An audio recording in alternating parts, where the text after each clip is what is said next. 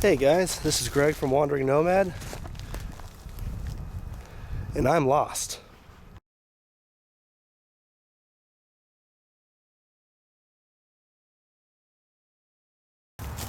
Okay guys, so in this video of Wandering Nomad, we're going to teach you how to protect yourselves and to help navigate yourselves out by making a rudimentary map for whenever you're really lost in the woods. It's estimated every year that about hundreds of plus people get lost in the woods, and most of them are never seen alive ever again. So what we're going to do today is we're going to try and reduce those statistics by teaching you how to make a basic map that will help you navigate your way out and know the basic layout out of your land. So let's get started. Alright, so you find yourself lost in the woods or any other place where you don't know exactly where you are, hence why you're lost. First thing you're going to want to do is you're going to want to stop. You're going to want to stop and take a good look around, see if there might be any way that you can follow your own footprints back. Now there are times when this may not be possible, such as on days like today where there's snow on the ground but the ground's too hard to really leave any footprints and it's just more or less like a light powder. It could be any number of things. But for some reason you got yourself lost. You don't have a clue as to where you are. So, step number one, stop and look. Step number two is you don't want to get yourself in a panic. You get yourself in a panic, you're going to make some really dumb decisions. You don't want to do that. Now, depending on what gear you brought, and depending on the time and how much time you got left before you have to basically be done before the night, you may want to consider setting up a camp. You can do this by making a simple shelter, or if you have brought something with you, you can set up your shelter right then and there. If you don't have enough time in order to do any major exploring of your immediate area, then you might as well just go ahead and set up camp as well and get a fire going.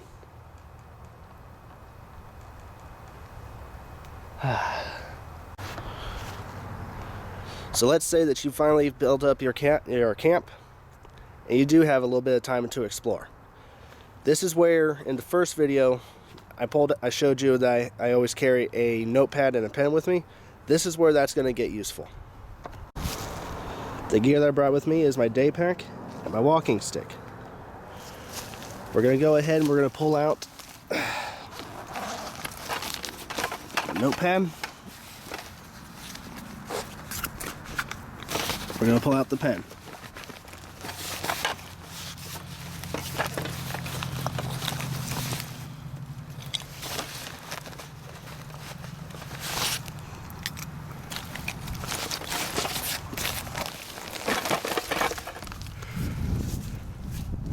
One thing I did fail to mention about this walking staff in my last video is right here at the top I super glued a compass so that I can always have a way of navigating myself should I ever get lost. Alright, now it's time to start with the most basic way of making a map. First thing I want to do is you're going to mark a spot on the map where your base camp is. We're just going to mark that as a simple X. Then we're going to set up our compass. We're going to figure out our directions.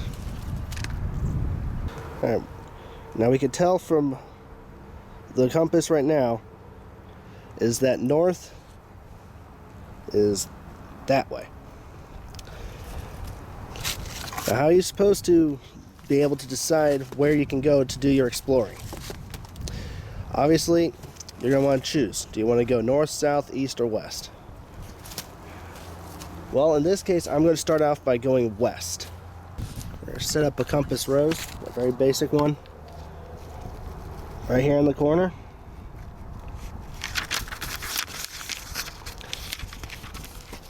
And then we're going to choose a direction. So we're going to start off by going this way, west.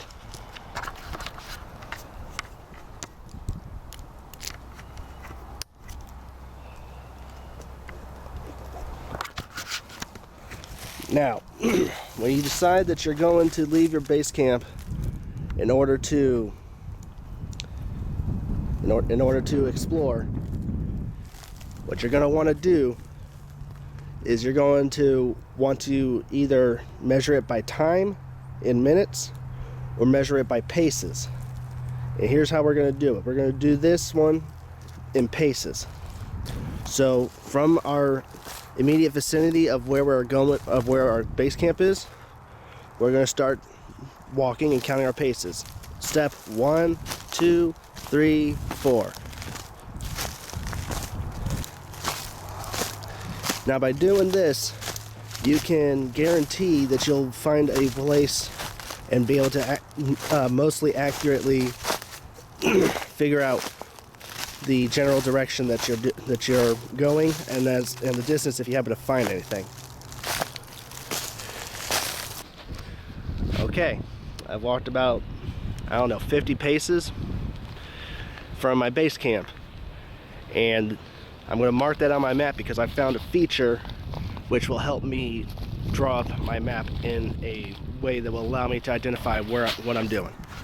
Over here is a small hill, and down there is a creek. That's something you're going to want to mark down on your map, because if you're stuck for more than a day or two, you're going to want to know where you can get water. I also see down here that there's a tree stand, which tells me that sometimes people do come out here, which means I cannot be that far away from civilization. So from this point, this is what we're going to do. I went ahead and drew out what you're basically going to want to do, just because it's hard for me to hold the camera and draw at the same time. But what you're going to do is you're going to want to go from your base camp and mark a line in the direction you were going, in this case west. And then you're going to write down how many paces or minutes it took for you to find said feature.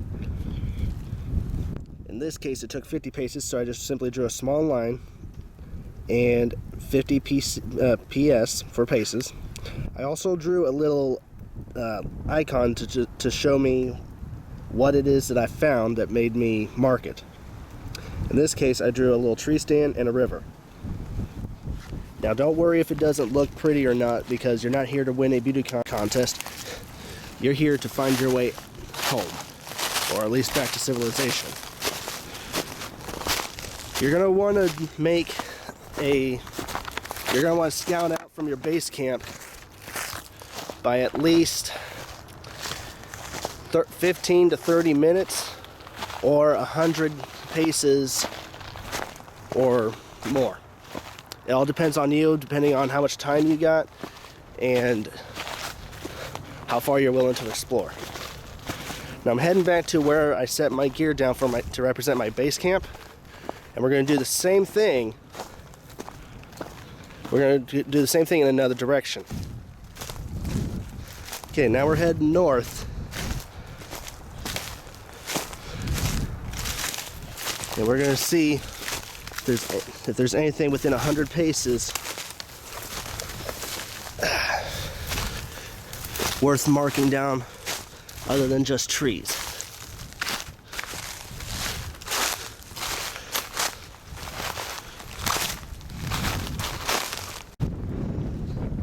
Okay, so I've walked about 100 paces in the northernmost direction, and there I'm surrounded by nothing but trees. If I was in a real situation, depending on the time, I could keep going forward until I find something, or I could turn back to my camp and search another direction. In this case, I'm going to go back so we can complete the next two sides. All right, here we are heading in the eastern way from our base camp. This was about 120 paces. The only reason I kept going was because I caught a glimpse of this field right here.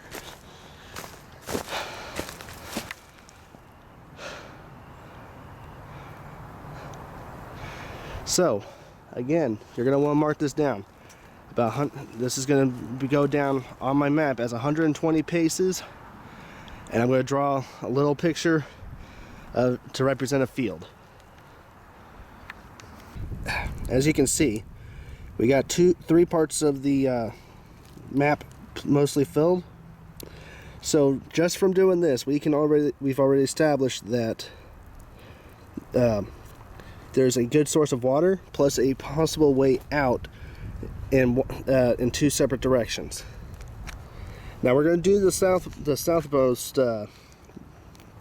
point, but I'm not going to walk that far, because I'm going to teach you the last thing that you should do if you ever find yourself lost in the woods. The last thing you're going to want to do when you're out lost in the woods, doesn't matter if you do it straight from base camp or if you're out scouting to try and find your way out. It's very simple. Shut up and listen. And I mean that in the most literal sense, because you can determine a lot just by being quiet.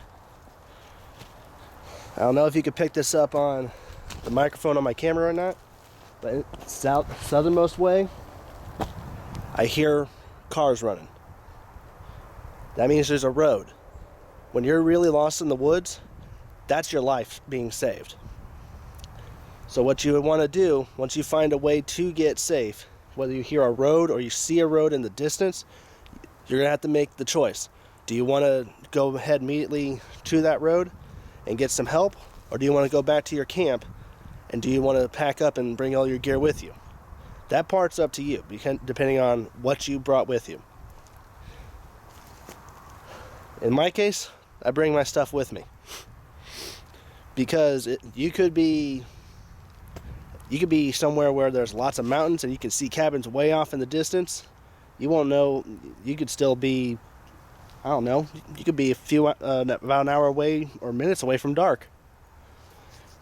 So, in my opinion, it's always best to bring your gear with you.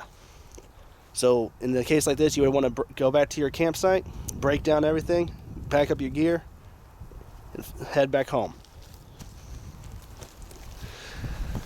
I believe now, I think I myself will head back home. This is Greg from Wandering Nomad. Thank you for watching. Stay safe.